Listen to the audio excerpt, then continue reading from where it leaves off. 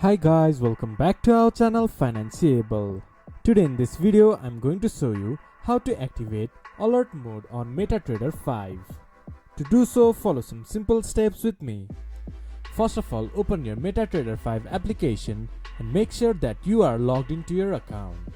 Then from the top menu bar you can see Tools option. Click on it. Then this type of drop down menu will appear. From here, click to Options. Then this type of interface will pop up in your screen. From here, click to Events. In Events section, you can see Enable Sound Events. Click to it, then click to OK.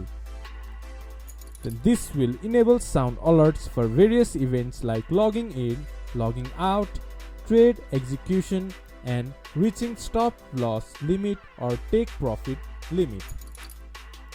This is how you can activate alert mode on MetaTrader 5. This much for today's video.